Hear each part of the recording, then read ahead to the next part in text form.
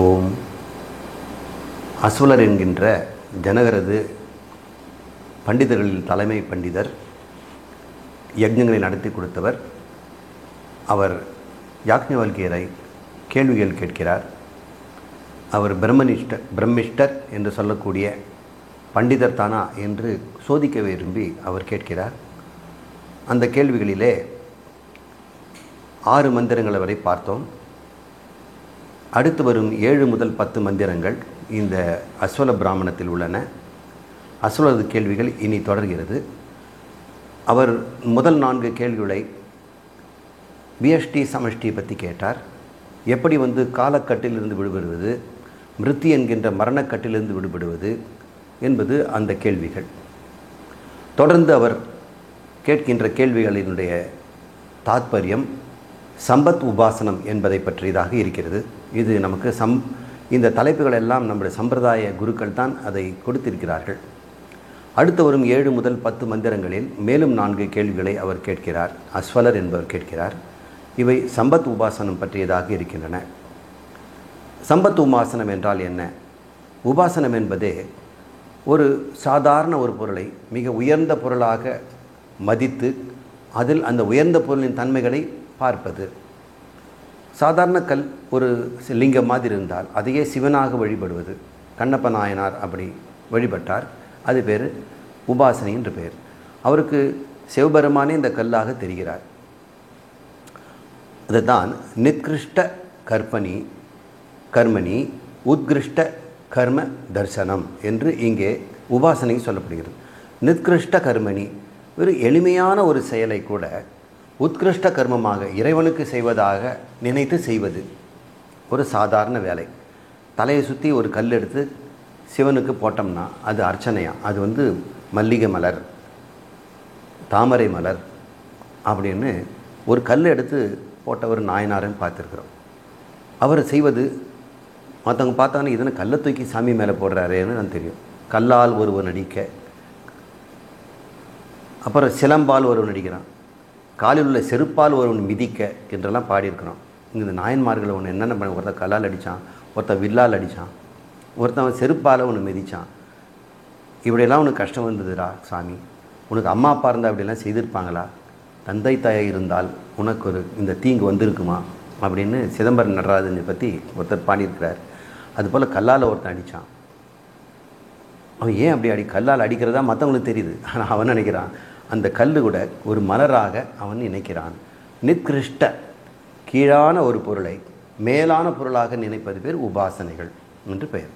இங்கே கர்மத்தை பற்றிய பேச்சு. சாதாரண எளிமையான கர்மங்களை இறைவன் பொருட்டு செய்வதாக எப்படி செய்வது என்று இங்கே சொல்லுவது. அதுதான் நித்கிருஷ்ட கர்மணி. ஒரு சாதாரண எளிய செயலில் உத்கிருஷ்ட கர்ம தரிசனம், அதை மிகப்பெரிய ஒரு செயலாக செய்ததாக பார்ப்பது தர்சனம் என்று இங்கே சொல்லப்படுகிறது. செல்வமும் பலமும் மிக்க ஒரு சத்திரிய ராஜா அவன் ஒரு அஸ்வமேத யாகத்தை செய்கிறான். அதில் ஒரு பெரிய ராஜசூய யாகத்தை அவன் அடைகிறான். மிகப்பெரிய ஒரு செல்வத்தையும் நாட்டையும் அவன் அடைபவனாக இருக்கிறான். ஒரு சாம்ராட்டாக மாறுகிறான். அது செய்வதற்கு அஸ்வமேத யாகம் ஒரு 10 நாள் தொடர்ந்து செய்கிறார்கள். அதுக்கு குதிரையும் வேணும். அந்த குதிரையை சுற்றி ஒரு 300 பேர் போவார்கள். ஊராக சுற்றிட்டு அப்புறம் அது வந்து நின்று எந்த ஊரெல்லாம் சென்றதோ அந்த ஊரெல்லாம் ராஜாவுக்கு அடிமைகளாக மாறுகிறார்கள். கப்பம் கட்டுவார்கள். அதையே ஒரு பிராமணன் வீட்டில் உட்காந்துக்கிட்டே அக்னிஹோத்திரம்ன்ற சாதாரண கர்மத்தை செய்கிறான். ஒரு சின்னதாக நெருப்பை மூட்டி அக்னியை உண்டாக்கி அதில் பாலை ஊற்றி சில மந்திரங்களை செய்கிறான். செய்து முடித்த பிறகு தியானம் செய்கிறான். அந்த தியானத்தில் இந்த யஜ்ஞத்தில் இந்த அஸ்வமேதத்தில் செய்த மந்திரங்களை சொல்லி அந்த அஸ்வமேதலம் செய்ததாகவும் ஹவிஸ்களில் போட்டதாகவும் ஹோமம் செய்ததாகவும் அவன் செய்து அந்த சத்திரியன் எதை செல்வமும் பலமும் செய்த ஒரு பலனை இவன் தியானத்தினால் அடைகிறான். இதன் பெயர் உபாசனை என்று பெயர். இது சம்பத் உபாசனை. சம்பத்னா செல்வங்களை அடைதல். இதை செய்வதற்கு கர்மங்களை செய்யணும். ஆனால் இவன் கர்மத்தை மனசால மட்டும்தான் செய்கிறான். மனசால செய்யும் பொழுது கர்மத்தில் முழு ஈடுபாடு இருக்கிறது. உடம்பால் செய்யும்போது கூட பல பேர் சேர்ந்து செய்துடுறாங்க. அம்மா அதை பூவை போட்டான், இவன் நெருப்பை ஊற்றான், இவன் நெய்யை விட்டான், இவன் யானையை கொண்டு வந்தான். இதெல்லாம் மனிதர்கள் செய்யும் பொழுது முழு சிரத்தையும் ஒருவரிடம் இல்லை, எஜமானிடம் இல்லை. ஆனால் எவன் ஒருவன் மனசால் செய்கிறானோ அவன் மனசில் அதை சிந்திக்கும் பொழுது முழுவதும் ஈடுபடுகிறான். உடலால் செய்வதை விட மனதால் செய்வதற்கு சக்தி அதிகம் என்பதனால் கர்மத்தோடு இந்த யஜ்யத்தோடு அக்னிஹோத்திரம் போன்ற சாதாரண யஜ்யத்தோடு, அது ஹோமம் தான், யஜ்யம் இல்லை, அதோடு சேர்த்து தியானத்தை செய்தால் ஒரு பெரிய பலனை பெற முடியும் தான். இது பேர் சம்பத் உபாசனம். அவங்க சொல்கிறாங்க, அஸ்மின் ஜலே அஸ்மின் கங்கா ஆவாக யாமி.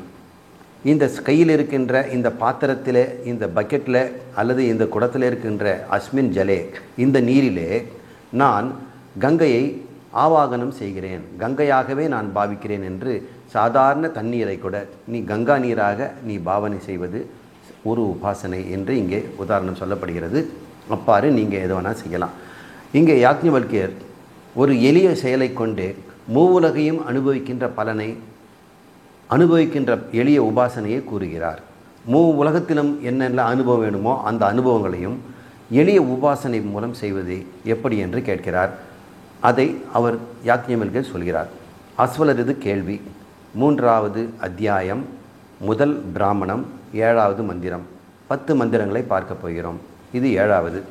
இந்த யாகத்தில் ஹோதா என்று இன்று எத்தனை விதமான மந்திரங்களால் துதி செய்தார்னு ஒரு கேள்வி. ஏன்னா இப்போ யஜ்ஞம் முடிஞ்சிருக்குது, பண்டிதர்களுடைய சபை போய்கூடி இருக்குது. அதுலேயே அவர் ஒரு கேள்வி கேட்குறார். இன்றைக்கி நடந்த யஜ்ஞத்தில் ஹோதா என்று சொல்லக்கூடிய அந்த புரோகிதர், இந்த யஜ்ஞத்தை செய்தவர் எத்தனை விதமான மந்திரங்களால் துதி செய்தார் அப்படின்னு அவர் கேட்கிறார். கேள்வி யாக்ஞவல்கியே இதிஹோ உவாச, இவ்வாறு கேட்கப்படுகிறார். யாக்ஞவல்கி கேட்கப்படுகிறார். எப்படி கேட்கப்படுகிறார்? கதிபிகி அயம் அத்திய ருக்பிகி. அத்திய என்றால் முந்தைய, இன்று செய்யப்பட்ட, ருக்பிகி இந்த யஜ்ஞ ருக் மந்திரங்களால் செய்யப்பட்டதில் அந்த ஹோதா, ரிக் மந்திரத்தை சொல்லுகின்ற ஹோதா, அஸ்மின் யஜ்ஞே இன்று நடந்த யஜ்ஞத்திலே கரிஷ்யதி செய்யப்பட்டதில் எத்தனை மந்திரங்கள் சொன்னார் அப்படின்னு கேட்குறார். அதற்கு பதில் 3 விதமான மந்திரங்களால் என்று பதில் சொல்கிறார். அந்த 3ம் எவை என்று ஒரு கேள்வியை அவர் கேட்கிறார் அஸ்வலர். அவர் சொல்கிறார், புரோ அணுவாக்கியம், யாக்ஞம் மற்றும் சஸ்யம் என்று அவர் சொல்கிறார். 3 மந்திரங்களை சொன்னார். ஒன்று பேர் புரோ அணுவாக்கியம், 2வது யாக்ஜியம், 3வது சஸ்யம். இந்த 3 மந்திரங்களை சொன்னார் அப்படின்னு. Very good. அதுக்கு மந்திரம் இப்படி வருது. திஸ்ருபிரிதி 3ஆக சொன்னார். அந்த 3 எது? கதம் அஸ்திரஸ்ய திஸ்ர இதி, அந்த 3 எது அப்படின்னு கேட்குறார். புரோ அணுவாக்கிய ச, யாக்ஜிய ச, சஸ்ய என்று 3, திருதீய என்றது. சரி, அந்த 3ம் என்ன? கிம் தபிர் ஜெயதி, அதையெல்லாம் வைத்து அதனால் என்ன அடைவார்? ஜெயதினா என்ன பெறுவார்? அதை செய்து என்ன பெறுவார்? எத் கிஞ்சேதம் பிராணப்பிரகிருதி, பிராணப்பிரதிதி, அதன் மூலம் ஒரு அனைத்து பிராணங்களுடைய ஆட்சியை அவர் பெறுகிறார் அப்படின்னு சொல்கிறார். பிராண பிரதி இதி என்று சொல்கிறார். இதன் அர்த்தம் பார்ப்போம். இந்த 3 மந்திரம்னு சொன்னார் இல்லையா, புரோண வாக்கியம், யாஜ்யம், சாஸ்யம் என்ற, அதனுடைய அர்த்தம் என்ன? ஆகுதி இடுவதற்கு முன்பு, ஆகுதினா அந்த யஜ்ஞத்தில் நெய்யை விடுவதற்கு முன்பு அல்லது வேறு ஏதாவது ஆகுதியை விடுவதற்கு முன்பு என்ன மந்திரம் சொல்லப்படாது பேர் புரோ அணுவாக்கியம். இடும்பொழுது ஒன்று சொல்கிறார் இல்லையா, அது யாஜ்யா. இட்டு முடித்த பிறகு முடிவாக சொல்வது சஸ்யா என்று சொல்கிறார். இதெல்லாம் பண்டிதர்கள் டெஸ்ட் பண்ணி பார்க்குறாங்க. இதெல்லாம் ஒழுங்காக கற்று வச்சுருக்கிறான். நான் யாக்ஞவல்கிட்ட கேட்குற கேள்வியாக இது. அவன் கேட்க தெரியாமல் கேட்குறான். அவருக்கு பதில் சொல்லிட்டார். சரி, இவற்றால் என்ன பலன் கிடைக்கிறது? கிம் தாபிர் ஜெயதி இதி, அதனால் என்ன கிடைக்கிறது என்று அவர் கேட்கிறார். அதுக்கு பதில் சொல்கிறார், பூஹு புவக ஸ்வக என்ற மூ உலகில் ஊ விட்டுட்டு போச்சு, மூ உலகில் உள்ள உயிருள்ள அனைத்தும் கிடைக்கிறது. பிராணப்பிரகிருதி என்பது உயிரினங்கள். பிராணப்பிரகிருதி இது, பிராணப்பிரதிதி இதுன்னு வருதுனால பிராணப்பிரகிருதி என்று சாஸ்திரம் சொல்லுது.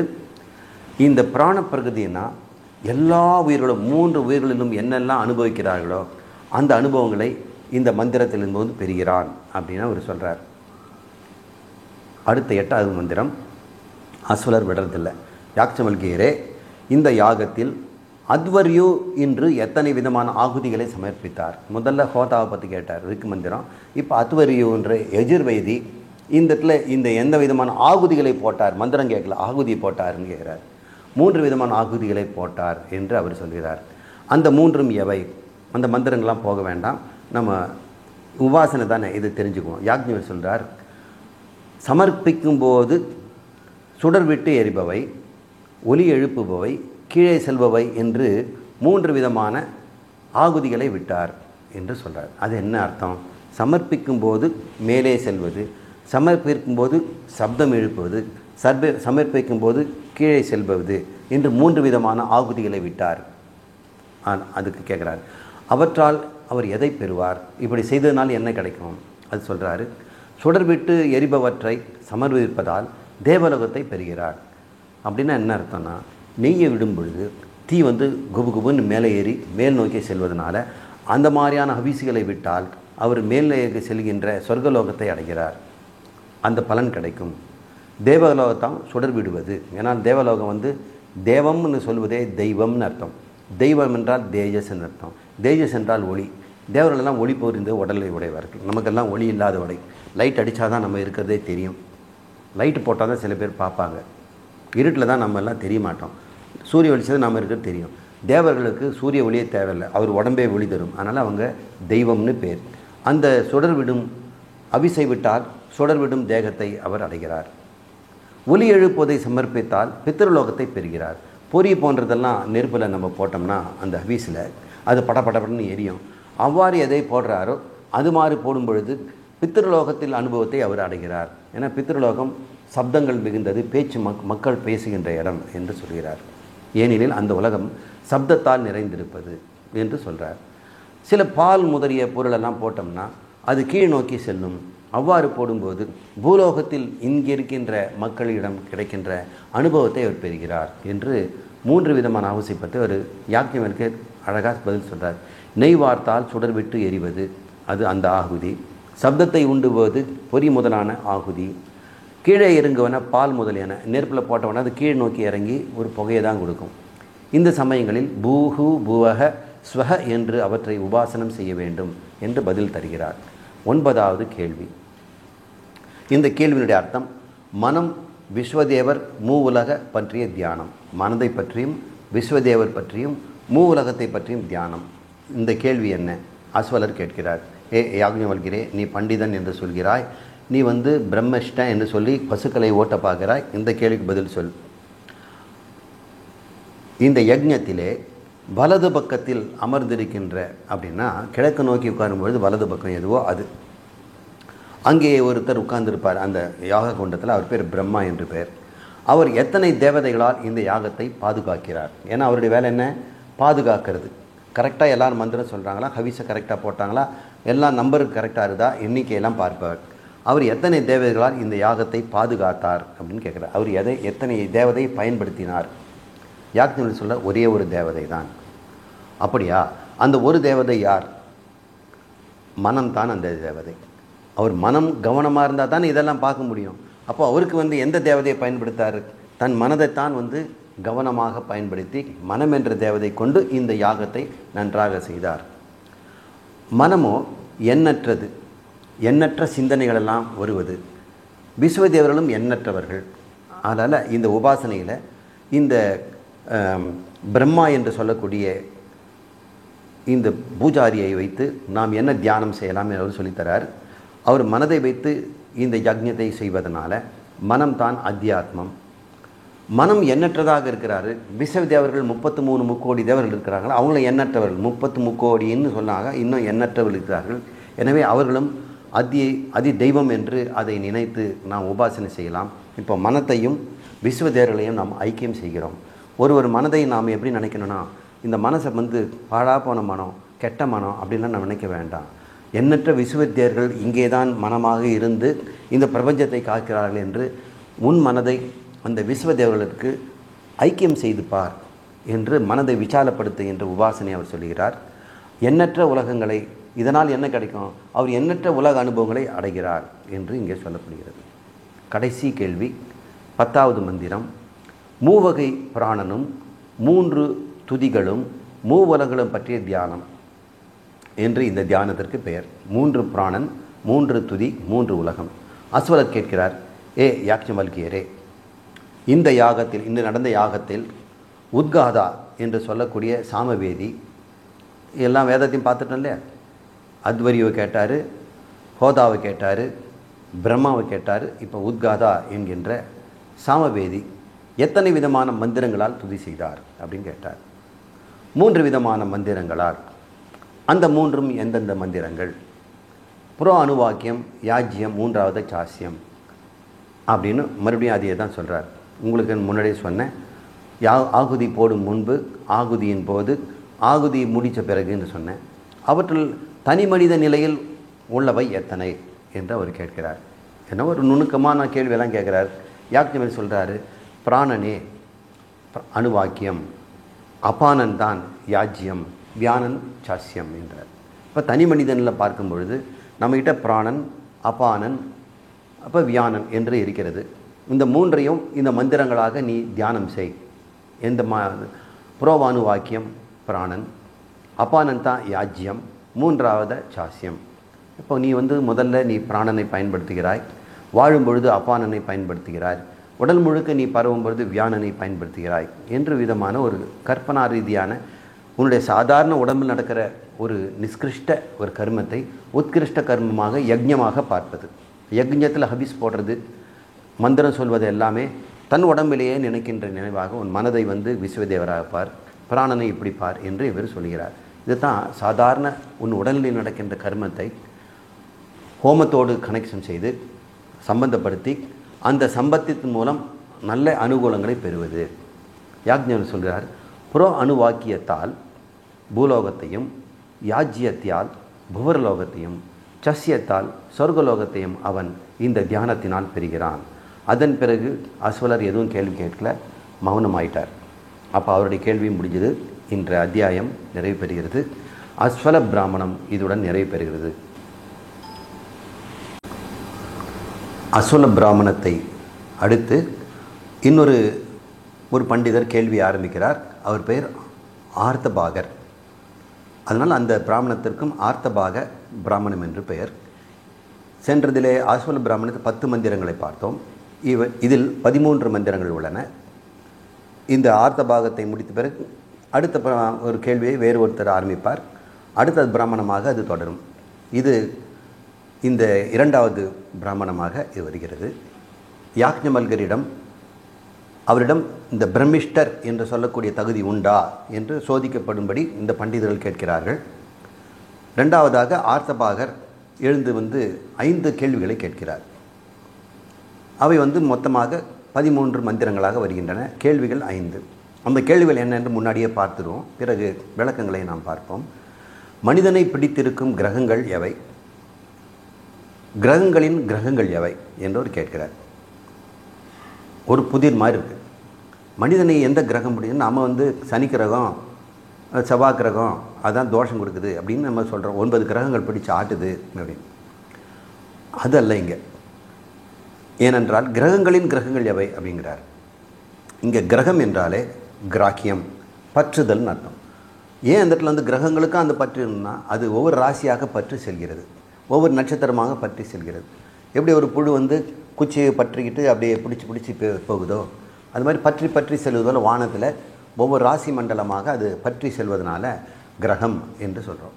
நம்மளையும் பிடிச்சிக்கிறதுனால கிரகம்னு சொல்லலாம். கிரகம்னா பற்றுதல், கிராக்கியம், கிரகம், கிரகணம் என்று அவன் புரிஞ்சுக்கிறோம். இப்போ மனிதனை எது 5 பிடித்திருக்கிறது, அந்த பிடிச்சிருக்கிறதுக்கும் பிடிப்பு எது என்று ஒரு கேள்வி. அதை யாக்ஞவல்கர் எப்படி பதில் சொல்கிறான்னு பார்ப்போம். அடுத்த கேள்வி, மிருத்துவையை கொல்லும் மிருத்தி உண்டா? மிருத்தி என்றால் யமன், மரணம். மரணத்தை கொல்லும் மரணம் உண்டா? மரணத்துக்கும் மரணம் உண்டா என்று கேட்கிறார். 3வது கேள்வி, இறந்த ஞானியின் பிராணன் எங்கே போகும்? ஞானி இறந்தால் அவனுடைய பிராணன் எங்கே போகும்? மூச்சு போயிடுச்சுங்கிற இல்லையா? ஞானி இறந்த பின் ஏதாவது எஞ்சுமா? இதில் கேள்வி ஞானி மட்டுமில்லை, அஞ்ஞானிக்கும் கேள்வி உண்டு. இப்போ ஞானியின் பிராணம் எங்கே போகுன்னா அஞ்ஞானியின் பிராணம் எங்கே போகுதுன்னு பதில் வந்துடும். ஞானி இறந்த பின் ஏதாவது மிச்சமாகுமா ஏனென்றால் அஞ்ஞானி இறந்தால்னா அவன் மிச்சமாகி மறுபடியும் பிறகுறான். இவன் ஏதாவது மிச்சம் இருக்குமா? 5வது, அஞ்ஞானிகள் இறந்த பின் அவர்களது கதி என்ன? இது அஞ்ஞானிகள். இவ்வாறு இந்த ஆர்த்தபாகர் கேள்வி கேட்கிறார். பதிலை பார்ப்போம். கிரகங்களும் அதிகிரகங்களும். பற்றுகின்றது தன்மை இருப்பதனால கிரகம் என்று பெயர். இங்கே புலன்கள் தான் கிரகங்கள். சப்த, ஸ்பரிச, ரூப, ரச, கந்தம் என்று 5 விதமான உணர்ச்சிகள் நமக்கு இருக்கிறது. இந்த சப்த என்ற உணர்ச்சிக்கு காது என்ற ஒரு புலன் இருக்கிறது. இதனுடைய தன்மை சப்தத்தை கிரகிக்கிறது. ஒரு பாருங்கள், ஃபனல் மாதிரி இருக்குது. எங்கேயாவது சப்தம் தான் அது கிரகிச்சிடும். கண் கேமரா மாதிரி, கண் முன்னாடி எது இருந்தாலும் அது கிரகிச்சிக்குது. அதனால் புலன்கள் தான் கிரகங்கள். நாக்கு சுவையை கிரகிச்சிக்குது. மூக்கு எங்கேருந்தோ காற்றுல வரக்கூடிய வாசனையை பிடிச்சி இழுத்து சுவாசித்து உள்ளே கொண்டு போய் அது மாதிரி கிரகித்து கொள்வதனால புலன்களுக்கு கிரகணங்கள் என்று பெயர். சரி, புலன்களையே பற்றும் விஷயங்கள் அதிகிரகங்கள்னு பேர். புலன்கள் வாசனையை பிடிக்குது. அதுக்கு வாசனைகள் என்னென்னா மூக்கையே பிடிச்சிக்குதான். கண் வெளிச்சம் கண்ணை பிடிச்சிக்குது. சப்தம் காது பிடிச்சிக்குது. நாம் நினச்சிட்டு இருந்தோம் காது தான் சப்தத்தை பிடிக்குதுன்னு. இல்லை, அதிகிரகங்கள் என்று இது பலம் மிக்கதான். என்ன தான் நம்ம பார்க்க விரும்பினாங்கட்டா சில காட்சிகள் நம்மளை கண்ணை திறந்து பார்க்க வச்சிடும். காது நமக்கு கேட்கக்கூடாதது தான், ஆனால் அந்த விஷயங்கள் நம்மளை உள்ளே இழுத்து கேட்க தூண்டும். அதனால் அதுக்கு பலம் அதிகம்னு சொல்கிறாங்க. எவ்வளவு தான் மன பலம் இருக்கிறவங்க கூட தின்பண்டங்களை பார்த்த உடனே நாக்கில் எச்சில் ஊறும். அவனை மீறி அது செயல்படுத்த பார்க்குறான். இந்த நாக்கில் எச்சில் ஊறுறது நான் நினைக்கவே இல்லையே, அது பாட்டுன்னு செய்தே. அப்போ நான் நாக்குக்கு எச்சில் ஊற வச்சது எது? வெளியே இருக்கிற அந்த பண்டம். அந்த பண்டத்துக்கு இதை பிடிக்கிற ஆட்டுக்கிற தன்மை இருக்குது. முதல்ல தான் நாம் பார்க்குறோம் இந்த பொருளை நாம் பிடிக்கிறோன்னு.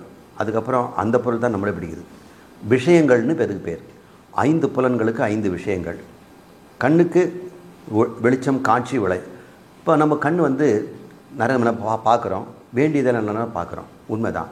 ஆனால் சில விஷயங்களை நம்ம பார்க்க அனுபவிச்சிட்டோம்னா அந்த விஷயம் கண்ணை திறந்து பார்க்க சொல்லி நம்மளை தூண்டிக்கிட்டே இருக்கும். ஒரு முறை நம்ம பார்த்துட்டோம், அப்போ கண் அந்த காட்சியை யூடியூப்பில் பார்த்துடுச்சு. ஆனால் விடுமா அந்த யூடியூப்பு? மறுபடியும் கண் அது பிடிச்சிக்கும். மறுபடியும் என்னை பார், இதே போல் நிறைய விஷயங்கள்லாம் இருக்குதுன்னு துணையாக அதுலேருந்து வருவதை பார்க்குறோம். நம்ம எதை பார்க்குறோமோ அதனுடைய துணை விஷயங்களெல்லாம் வருவோம். அதில் போனோம்னா அதனுடைய துணை விஷயங்கள்ன்ட்டு நம்முடைய திசையே மாறி போயிடும். இது பேர் ஹைப்பர் லிங்க்குன்னு பேர். ஒன்று தொட்டோம்னா அது இன்னொரு லிங்கை கொண்டு போடும், இன்னொரு லிங்க்கில் கொண்டு போகும். லிங்க்குன்னு ஹைப்பர் லிங்க்குன்னு குதிச்சுக்கிட்டே இருக்கும். இப்படி செல்வதனால உங்கள் கண்ணை அதுலேருந்து எடுக்க முடியாது. இப்போ பாருங்கள், கண் கிரகம்னு சொன்னால் அதுக்கு அதிகிரகம்னு விஷயம் இருக்குது பார்த்தீங்களா?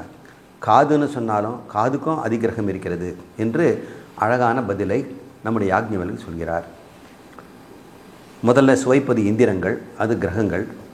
சுவைக்கு அடிமையான விட்டால் அப்புறம் சுவைகள் அவனுக்கு கட்டுப்படுத்துறதுனால சுவைகள் இப்பொழுது அதிகிரகங்கள் ஆகின்றன என்று அழகாக பதில் சொல்கிறார். ரொம்ப சந்தோஷம். 8 கிரகங்களும் அவற்றின் அதிகிரகங்களும் அடுத்த 1லேருந்து 9 மந்திரம் வரைக்கும் அவர் பதில் சொல்கிறார். பார்த்தா 13 மந்திரங்கிறோம். இந்த 9 மந்திரமும் இன்றைக்கி சொன்னேன், இப்போ நான் கண்ணு காதுன்னு சொன்னது தான் அவர் திரும்பத்தான் சொல்கிறார். அதை நான் தொகுத்து இங்கே கொடுக்குறேன். கிரகங்கள், அதிகிரகங்கள். 8 கிரகங்களை சொல்கிறார். நான் 5 தான் சொன்னேன். இவர் இன்னொரு 3 சொல்கிறார். பிராணன்கிறது மூக்கு, அது வாசனையை அறியதுனால பிராணன் கிரகம், வாசனை அதிகிரகம். பேச்சு இங்கே ஒரு கிரகம். நாம் பேசி சில பேரை அட்ராக்ட் பண்ணுறோம். சில சமயத்தில் மற்றவங்க பேச்சு நம்மளை அட்ராக்ட் பண்ணிடுது. அதனால் நாமமும் சொற்களும் நம்முடைய பேச்சு திறமையே இழுத்து கொண்டு போய் அதற்கு அடிமைப்படுத்துகிறது என்று சொல்கிறார். இப்போ பேசி சில பேரை கிரகிக்கிறோம். ஆனால் நாம் கூட இன்னொருத்தர் பேச்சில் கிரகிக்கப்பட்டு அவர்கள் பின்னாடி செல்வதை பார்க்கிறோம். ஏன்னா வாக்கு கிரகம், அதிகிரகம் அதில் இருக்க நாமம் அல்லது சொற்கள். ஜிஹ்வா என்றால் நாக்கு, அதனுடைய அதிகிரகம் ரசம். சக்ஷு என்றால் கண், அதனுடைய அதிகிரகம் நிறம் அல்லது ரூபம். ஸ்ரோத்ரம் என்பது காது, அதனுடைய அதிகிரகம் சப்தம் அல்லது இசை. மனம் என்பது ஒரு கிரகம், எல்லாத்தையும் கிரகிக்கும். ஆனால் அது அது மனதையே கிரகிக்கிறது, அதனுடைய இன்ப நினைவுகள். இன்பத்தை பற்றியே ஒருத்தன் யோசிக்கிறான். அப்போ இங்கே போகலாம், இங்கே போகலாம், இதை செய்யலாம், அதை சாப்பிடலாம் அப்படின்னு. அந்த நினைவுகள் மனதை கிரகித்து கொள்கிறது. மனம்தான் நினைக்கிறது. ஆனால் நினைவுகளை சில சமயம் மனத்தை அபகரிக்கின்றன. ஹஸ்தங்கள் என்றால் கைகள். அது செயல்கள் நம்ம கைகளை பிடிச்சிக்குது. சில சமயம் செயல் இல்லாமல் இருக்க முடியாது, துருதுருன்றது கை என்று செயல்கள் நம்ம கைகளை பிடிச்சி இழுத்துக்குது. தொக் என்றால் தோல். அது ஸ்பரிசம். எனக்கு ஸ்பரிசம் வேண்டும் என்று ஸ்பரிசத்துக்கு அடிமை ஆகிறோம் அப்படிங்கிறத யாக்ஞவல்கியர் 8 கிரகங்களையும் அதிகிரகங்களையும் சொல்கிறார். இப்போ 9 மந்திரத்தை ஒரே ஸ்ட்ரோக்கில் முடிச்சிட்டோம். இப்போ அது 10வது மந்திரத்துக்கு வருவோம். கேள்வி 2. மிருத்யுவுக்கும் மிருத்து, மரணத்திற்கும் மரணம் எது அப்படின்னு ஒரு கேள்வி கேட்கிறார். இந்த மந்திரத்தை மட்டும், இது முக்கியமாக இருக்கிறதுனால இந்த வரியை பார்ப்போம். எதிதம், எதிதகும் அப்படிங்கிறது எதிதகும் சர்வம் மிருத்யோஹ அன்னம் கா ஸ்வித்ஸா தேவதா யஸ்யா மிருத்யு அன்னம் இது என்று கேட்கிறார். அதற்கு அவர் சொல்கிறார், எல்லாவற்றையும் எதிதகும் சர்வம் மிருத்யோ அன்னம். இந்த மரணம் என்பது எல்லாவற்றையும் உணவாக சாப்பிட்டுடுது. அன்னம்னா உணவு. எதிதம் சர்வம், இங்கே இருக்கிறதெல்லாம் மரணம் சாப்பிட்டுடுது. பாருங்கள், ஒரு கோயில், ஏதோ ஒரு காலத்தில் கட்டின கோயில், இன்றைக்கி காலங்கிற ஒரு மரண தேவன் அதை சாப்பிட்டுட்டான். பாழடைஞ்சு போய் ஆலமரங்களும் செடிகளும் புதர்களும் இருக்கிறது. அங்கே நாய்களும் நரிகளும் படுத்து தூங்குது. அப்புறம் ஒரு பழம் வாங்கி வச்சோம், இன்றைக்கி போய் பார்த்தா பழுத்து போய் அழுகி போய் கிடக்குது. அதுக்கு ஒரு மரணம் இருக்கிறது. நேற்று பார்த்த பொருளெல்லாம் இன்றைக்கி மரணம் ஆகிடுது. மனிதர்கள் பார்த்தோம்னா 100 வருஷம் வாழறான்னு சொல்கிறான். ஆனால் அவன் 100 வருடத்தில் என்ன தான் பண்ணான் அப்படின்னு கேட்டோம்னா, அவன் போலீஸ்காரன் ஆகணும்னு ஆசைப்பட்டான். போலீஸ்காரனாக வாழ்ந்து போலீஸாக ரிட்டையர் ஆகி செத்துட்டான். அவன் ஒட்டு மொத்தத்தில் வாழ்நாளில் நடந்து 100 வருஷமாக இருக்கலாம். அவன் என்ன பண்ணான்னா ஒரே குறிக்கோள் தான். ஒவ்வொரு மனிதனும் ஏதோ ஒரு சின்ன குறிக்கோள், ஆசையை நிறைவேற்றுவதற்கு ஒரு பிறவி எடுக்கிறான். அந்த பிறவி எவ்வளோ நேரம் இருக்குது? ஒரு குறிக்கோள் முடிஞ்சவொடனே இறந்து போயிட்டு அடுத்த குறிக்கோள் இன்னொரு உடம்பு எடுக்கிறான். இந்த உடம்பு எடுக்கிற இந்த உடம்பு பார்த்தா 100 வருஷம் 50 வருஷம் அப்படின்னு சொல்கிறோம். ஆனால் இந்த பிரபஞ்ச கணக்கில் ஒவ்வொருத்தரும் சின்ன சின்ன புள்ளிகள் தான். அந்த புள்ளிகள் நான் இன்னார்னு சொல்லிவிட்டு மறைஞ்சு போயிடுது. அடுத்து மறுபடியும் இன்னார்னு சொல்லிட்டு மறைஞ்சு போயிடுது. இது பாரு, இன்னார்னு எத்தனை முறை நான் சொல்லியிருப்பேன்னு எனக்கே தெரியாது. நீங்களும் எத்தனை சொல்லியிருப்பீங்களோ. இன்னும் இனி எதிர்காலத்தில் இன்னார் என்று நாம் எத்தனை உடம்பு எடுக்க போகிறோமோ, ஆணாக பெண்ணாக மிருகங்களாகவும் நான் இப்படின்னு சொல்ல போகிறோம். அதனால் மரணம் என்பது எல்லாவற்றையும் சாப்பிடுது. அன்னம் கா ஸ்வித்ஸா தேவதா யஸ்ய மிருத்யு அன்னம் இது. அந்த மிருத்யு என்று சொல்லக்கூடிய தேவதைக்கு அதையும் சாப்பிட்றது ஒரு ஏதாவது ஒன்று இருக்குல்ல, மிருத்யு. அது எது? மரணத்தையும் சாப்பிடுவது எதுன்னு கேட்கிறார். அவருக்கு உதாரணம் சொல்கிறாரு. அக்னி அனைத்தையும் உண்ணும். ஆப்தபாகரே சொல்கிறேன் கேளுங்க. நெருப்பு எல்லாத்தையும் சாப்பிட்றோம். ஒரு பெருசாக போகிக்கு நெருப்பு எடுத்தோம்னா எல்லாம் கொண்டு வந்து போடுறாங்க. டயர் போடுறாங்க, பழைய பாயை கொண்டு வந்து போடுறாங்க, யூஸ்லெஸ் தலைக்காணி போடுறாங்க. வீட்டில் என்னென்ன இருக்குதோ மரம் இதெல்லாம் போட்டு எரிக்கிறாங்க. இது வேண்டான்னு ஏதாவது சொல்லுதா? எது போட்டாலும் அது சாப்பிட்டுடும். அது அனைத்தையும் ஒன்றும் சர்வ மிருத்யு.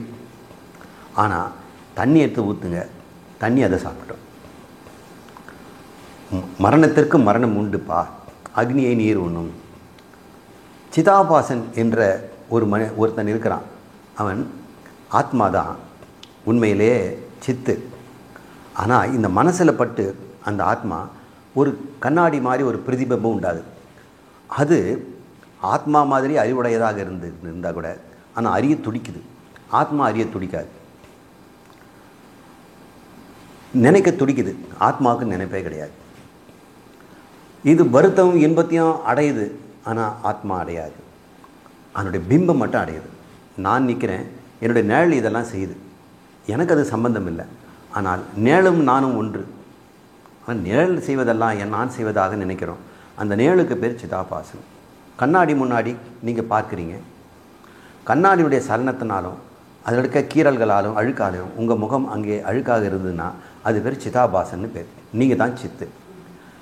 இவ்வாறு ஒரு மனம் என்கிற ஒரு இதில் ஆத்மா பிரதிபலிக்கும் போது ஒரு அறிபவன், செய்பவன், சிந்திப்பவன் போன்றவனெல்லாம் அங்கே உண்டாகிறான். அவன் பேர் ஒருத்தன் பேர் அவனுக்கு சித்தாபாசன். அவன் மனம் புலன் உடலை மரணம் உண்ணும். அப்படிப்பட்ட இந்த சிதாபாசன் பயன்படுத்துகிற மனம், அவனோட புலன், அவன் உடம்பெல்லாம் எவ்வளோ நாள் இருக்கும், அந்த ஒரு வாழ்க்கைகளோட அது போயிடுது. அப்போ மரணம்ங்கிற ஒரு மரணதேவன் அந்த மூன்றையும் தின்னுடுறான். மறுபடியும் ஒரு கொட்டையை துப்பிட்டு போடுறான். அது மறுபடியும் அந்த சிதாபாசன் புது மனம் புது உடம்பு எல்லாம் கேட்குறாங்க. ஹை, புது மனமா புது உடம்பா அப்படின்னு சொல்கிறாங்க. எல்லாம் புதுசு தான், ஆனால் வாசனை மட்டும் பழசு. பழைய வாசனையோடு மறுபடியும் வாழ்கிறான்.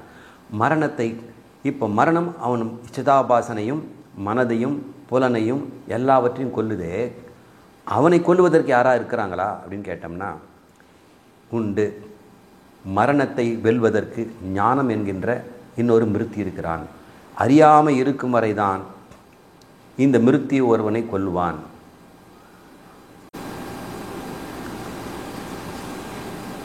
எதிதம் சர்வம் மிருத்யோகோ அன்னம், எல்லாவற்றிற்கும் எந்த அன்னமாக இந்த மிருத்தி பயன்படுத்துகிறதோ, காஸ்வித் சக தேவதா யாசிய மிருத்யுகு அன்னமிதி, அந்த மரணத்திற்கும் அன்னமாக கொண்டு இருக்கின்ற தேவதை எது என்று அவர் கேட்கிறார்.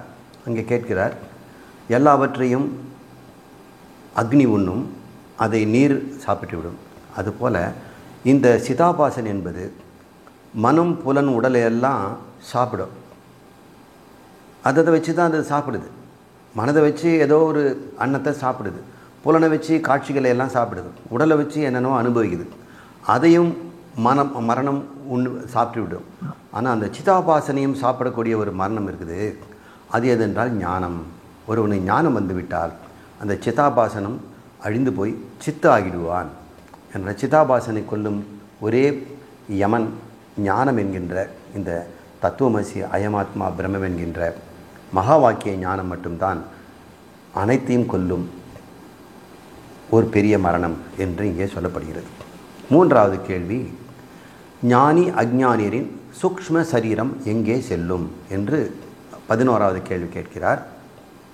எத்திர எங்கே அயம் புருஷோ, இந்த மனிதனது, அதான் ஞானியோ அஞ்ஞானியோ, மிரியத இறந்த பிறகு, உதஸ்மாத் பிராணா, இந்த பிராணன் எங்கே மேலே செல்கிறது, கிராமந்தியகோ நேதி ந இது, செல்லுமா செல்லாதா என்று கேட்கிறார். இந்த பிராணன் செல்லுமா, எங்கே செல்லுமா என்று கேட்கிறார். அதற்கு பதில் சொல்கிறார், ஞானியின் சூக்ஷ்ம சரீரம் எங்கும் செல்லாது. அப்படின்னா அங்கே இருக்குமா? இல்லை, சூக்ஷ்ம சரீரமே பிரிஞ்சிடும். ஸ்பேர் பார்ட்ஸ் எல்லாம் கழட்டி போட்ட பிறகு அங்கே சைக்கிள்னு ஒன்று இருக்காது. ஸ்பேர் பார்ட்ஸ் எல்லாம் கழட்டி போட்டுச்ச பிறகு ஃபேனுன்னு ஒன்று இருக்காது. அதுபோல் இந்த சூக்ஷ்ம சரீரம் என்ற ஸ்தூல சரீரத்தை பற்றி பார்ப்போம். சூக்ஷ்ம சரீரத்தில் நிறைய ஸ்பேர் பார்ட்ஸ் இருக்குது. 16 தனித்தனி உறுப்புகள் இருக்குது. அந்த தனித்தனி உறுப்புகளுமே அதன் ஒரிஜினல் பிளேஸுக்கு போய் சேர்ந்து அந்த ஆளே இருக்க மாட்டான். சூக்ஷ்ம சரீரம் இருக்காது. அவை சமஷ்டியில் போய் சேர்ந்துடும். சமஷ்டி கண்கள்னு ஒன்று இருக்கும், அந்த கண்களிலே போய் அது சேர்ந்துடும். சமஷ்டி காதுகள் இருக்கும், அந்த செவி என்று சொல்லக்கூடிய அந்த சாஃப்ட்வேரோட அது கலந்து விடும். அவ்வாறு அது பிரிந்து விடுகிறது. ஆனால் அஞ்ஞானியினுடைய பிராணன் அதே மாதிரி இந்த 16 பகுதிகளும் பிராணன்கிறத ஒடுங்கி அது அங்கே பத்திரமாக இருந்து விதைரூபமாக இருந்து மறுபடியும் பிறக்கும். ஞானிக்கு அப்படி அல்ல. அஞ்ஞானி மீண்டும் பிறப்பான். காரணம், சூக்ஷ்ம சரீரம் அழிவதில்லை. ஞானியினுடைய சூக்ஷ்ம சரீரம் பிரிந்து சமஷ்டியில் ஐக்கியமாகிவிடுவதால் அங்கே தனி மனிதன் சிதாபாசன் என்பவன் இல்லை. சூல சரீரம் என்னாகும்? இதில் ஞானிக்கும் அஞ்ஞானிக்கும் வித்தியாசமே கிடையாது. அஞ்ஞானி பஸ்ஸில் அடிபட்டு சாகலாம், ஞானியும் சாகலாம். அவனுடைய சரீரம் எப்படி சாகும்னு சொல்ல முடியும். அவன் கேன்சர் வந்து சாகிறான், இவனும் கேன்சர் வந்து சாகலாம். ஞானிகளுடைய மரணம், அவனுடைய ஸ்தூல சரீரம் இப்படி இருக்கும், இப்படி தான் சாகும், இப்படி அழியும் என்பதற்கு எந்த விதமான விதியும் கிடையாது. எந்த சிறப்பும் அவனுக்கு கிடையாது. ஞானிகளுக்கு எந்த ஒரு ஸ்பெஷாலிட்டியும் கிடையாது. சில பேர் சொல்லுவாங்க, அவர் இறந்த பிறகு சந்தன வாசனை வந்தது. சில பேர் அவர் ஒளியாக கறந்து வானத்தில் அப்படியே கலைஞ்சிட்டார். இதெல்லாம் சொல்வார்கள். இதெல்லாம் உண்மை இல்லை, நம்ப வேண்டாம். யாரோ ஒருத்தர் ரூமை பூட்டிக்கிட்டு உள்ளே போனார், அவர் ஒளியாக மாறிவிட்டார் என்று சொல்கிறார்கள். வேதம் சொல்கிறது, யாக்ஞவல்யர் சொல்கிறார், அப்படி எந்த விதமான ஒரு விசேஷத்தன்மையும் ஸ்தூல சரீரத்துக்கு கிடையாது, சூக்ஷ்ம சரீரத்துக்கு உண்டு என்று சொல்லி முடிக்கிறார். ஞானியின் உடலை யாரும் வணங்குவதில்லை, ஞானியின் உடலை யாரும் வணங்க மாட்டாங்க. ஆனால் அவருடைய வைராக்கியம் ஒன்று இருக்குது பாருங்கள், ஞான வைராக்கியம், இன்றும் அது வணங்கப்படுகிறது. பரமஹம்சர், சங்கரர் போன்ற ஞானிகள் எல்லாம் அவருடைய வாழ்க்கையை நினைத்து பார்த்து அவங்களுடைய ஞானத்தையும் வைராக்கியம்தான் நாம் கைவிடுத்து வணங்குறோமே தவிர, அவர் சிலைக்கோ உடம்புக்கோ அதை பத்திரப்படுத்தி காப்பாற்றி வைக்கணும், அதுக்கு பதப்படுத்தி பெட்டியில் போட்டு மூடி வைக்கணுங்கிறதெல்லாம் நம்ம தேவையில்லை. அந்த உடலுக்கு எந்த பிரயோஜனமும் இல்லை. சில பேர் அப்படி செய்து வச்சிருக்கிறாங்க. 12வது மந்திரம் கேள்வி 4. ஞானி இறந்த பின் என்னதான் எஞ்சும்? இப்படிலாம் பிஞ்சு பிஞ்சு போச்சுங்கிறீங்களே, அது என்னதான் எஞ்சும்? எத்திர அயம் புருஷ, இந்த மனிதனுடைய மிரியதே எங்கே, செத்த பிறகு, மிரியதேனா இறந்த பிறகு, எத்திர எங்கே, கிம் ஏனம் ஜஹாதீதி, எங்கே அது செல்கிறது, ஏதாவது இருக்குமா என்று கேட்குறார். ஜஹாதி இதி என்று கேட்கிறார். ஒரே வார்த்தை சொல்ல, எதுவும் மிஞ்சாது. ஞானி இறந்தார்னா சரீரம் அழுகி அது புதைக்கப்படும், எரிக்கப்படும், ஏதாவது செய்கிறாங்க, வழக்கமாக புதைச்சிடுவாங்க. சூக்ஷ்ம சரீரமும் போயிடுச்சு. சிதாபாசன் ஒருத்தர் இருந்தானே, அவன் சித்தாகிவிட்டான், அதனால் ஆபாசமும் இல்லை, பிரதிபிம்பமும் இல்லை. வேறு எது தான் நிற்கும்? அவருடைய திருநாமம் மட்டும் பல நூற்றாண்டுகள் கழித்தும் இருக்கும். வியாசர் இருக்குது, தட்சிணாமூர்த்தி இது இருக்குது, ஜனகர்கள் இருக்குது, சங்கரது இருக்குது, தயானந்த சரஸ்வதி இருக்குது. எல்லாருடைய திருநாமங்களும் பல நூற்றாண்டுகள் கழித்தும் நினைத்து பார்க்கப்படும். அது மட்டும்தான் எஞ்சும். அதை கூட இனிமேல் அந்த ஒரு குறிப்பிட்ட மனிதர்னு சொல்லாமல் அதை பரமேஸ்வரனாகத்தான் நாம் நினைக்கிறோம். பரமேஸ்வரனுக்கு எத்தனையோ பேர் இருக்குது. இப்போ ஞானியின் பெயரும் சேர்ந்து அவருடைய பெயராக மாறிவிடும். நாம் தயானந்தரே அப்படின்னு வணங்கினோம்னா அங்கே தயானந்தர் வரமாட்டார். சில பேர் அப்படி நினச்சிட்டு இருக்கிறாங்க, அவர் கருணை இன்னும் இருக்கிறதுங்க. இல்லை, இவர் ஈஸ்வரனாகிவிட்டார். ஈஸ்வரனுக்கு இன்னொரு பெயர், அவ்வளவுதான். 13வது மந்திரம் கேள்வி 5. அஞ்ஞானி இறந்த பின் என்ன எஞ்சும் அப்படின்னு கேட்குறார். ஆர்த்தபாகர் கேட்கிறார், யாக்ஞவல்கியரே, மரணத்தை பிறகு ஒருவனது வாக்கு, இவன் கேட்குறான், அக்னி அடைகிறது. இவரே பதில் சொல்கிறார், கேள்விக்கே பதிலாக இருக்குது. வாக்கு அக்னியை அடைகிறது, மூக்கு வாயுவை அடைகிறது, கண்கள் சூரியனை அடைகிறது, மனம் சந்திரனை அடைகிறது, செவி திசைகளையும் இந்த உடம்பு பூமியிலையும், இதய ஆகாசம் புற ஆகாசத்தை மூடி ஆகாசத்தை அடைகிறது, தலைமுடி போன்றது உடம்பு முடியெல்லாம் மூலிகைகளாக மாறுகிறது, தலைமுடி உடம்பு முடியெல்லாம் மூலிகைகள், தலைமுடி செடி கொடிகளாகிறது, இரத்தமும் விந்துவும் வருணனை அடைகின்றன. அதனால் திரவமாக இருக்கனால வருண பகவான் அடைகிறது. அவன் பிறகு எங்கே தங்குகிறான்? இதெல்லாம் அடைஞ்சிடுச்சு அப்படின்னு இப்படி கேள்வி கேட்கும்போது ஆப்தபாகர் கேட்ட கேள்வியை யாக்ஞவல்கியரிடம் சொல்கிறார். அன்புக்குரிய ஆப்தபாகரே, ரொம்ப தெரிஞ்சது மாதிரி பேசிட்டீங்க, இது எது அங்கே போயிடுச்சுன்னு, மீதியை இங்கே போகணும்னு வேறு கேட்குறீங்க. இந்த கேள்விக்கு இங்கே பேச வேண்டாங்கிறார். உங்கள் கைகளை கொடுங்கள் அப்படின்னு அவர் கையில் செல்லமாக பிடிச்சி எடுத்து அன்பாக கூப்பிட்டு போய், இருவரும் வாருங்கள், வெளியே சென்று நாம் இருவரும் இது பற்றி பேசிக்கொள்வோம், சபையில் இந்த ரகசியத்தை சொல்லக்கூடாது, இந்த விஷயத்தை சபையில் பேச வேண்டியதில்லை என்று கூறினார். பிறகு இருவருமாக வெளியில், இதெல்லாம் மந்திரத்தில் வர்றது தான் சொல்கிறேன். இவ்வாறு சொல்லப்படுது. அவர்கள் பேசியதெல்லாம் கர்மத்தை பற்றி, கர்மங்கள்னால் இந்த யஜ்ஞங்களை பற்றியும் வேள்வியை பற்றியும், அது பாவ புண்ணியங்கள் எங்கே செல்கிறது, எங்கே செல்கிறார்கள், அந்த செல்கின்ற இடம், இதெல்லாம் பற்றி பேசுகிறார். இதுதான் ரகசியம். ஒருவன் எங்கே போகிறான்னா அவன் பாவ புண்ணியத்தை பற்றி தான் போவான் என்று சொல்கிறார். அவர்கள் புகழ்ந்ததெல்லாம் கர்மத்தை பற்றியே. ஒருவன் நற்கர்மங்களால் புண்ணியம் பெறுகிறான், தீய கர்மங்களால் பாவத்தை அடைகிறான். அதன் பிறகு ஜரத்காருவின் வழிவந்த ஆப்தபாகர் மௌனமானார். இந்த ஆப்தகாரனுடைய அப்பா பேர் அல்லது குருநாதர் பேர் ஜரத்காரு. அவர் வழிவந்த ஆப்தபாகர் அமைதியடைந்து அவர் கேள்வியை முடிச்சிட்டார். எப்படி அஸ்வலர் முடித்தாரோ இவரும் தன் கேள்வியை முடித்துக் கொள்கிறார். இதனுடைய சுருக்கத்தை பார்ப்போம். சில விஷயங்களை யாக்ஞவல்கியர் சபையில் பேச விரும்பவில்லை. அவை ரகசியமாக இருக்கட்டும். ஒருவன் இறந்த பிறகு எங்கே போகிறான் என்ற கேள்வியை பரவலாக சொல்லக்கூடாது, அவர்கள் தப்பாக புரிஞ்சுக்குவாங்க என்று ரகசியமாக இருக்கட்டும். பகவானை போலவே ஈஸ்வரனும் அதை ரகசியமாக தான் வச்சுருக்கிறார். நாம் நினைக்கிறோம் இவங்கெல்லாம் மேலே போயிடுவாங்க, இவங்க இந்த இடத்துக்கு போவாங்க. ஆனால் உண்மையை விசாரித்து பார்க்கும்போது அவங்க போன இடம் வேறு மாதிரி இருக்குது. இதெல்லாம் பார்க்கும்போது பரம ரகசியமாக இருக்கிறது. புண்ணியோவை புண்ணியன கர்மனா பவதி, பாப பாபேன இதி புண்ணியோவை புண்ணியேன கர்மனா பவதி. புண்ணிய கர்மங்களால் புண்ணியத்தை அடைகிறான். பாப பாபேன இதி பாபத்தை செய்து பாப கர்மங்களை செய்து பாபத்தை ஈட்டிக்கொள்கிறான். பாப புண்ணியங்களே அவன் எங்கே செல்வான் என்பதை நிச்சயிக்கின்றன என்று பாப புண்ணியங்களைத்தான் நாம் இட்டு செல்லுகின்றது ஒரு வாகனமாக பயன்படுத்தி நாம் அதோகதியா மேல்கதியா அல்லது பூமியில் தான் வாழப்போகிறோமா என்பதை அது நிர்ணயிக்கிறது என்று சொல்லி அவர் அந்த ரகசியத்தை ஆப்தபாகருக்கு மட்டும் சொல்லி நிறுத்திக் கொள்கிறார். இவ்வாறு ஆப்தபாக பிராமணம் நிறைவடைகிறது. அடுத்த பிராமணத்தை அடுத்த வகுப்பில் நாம் பார்ப்போம்.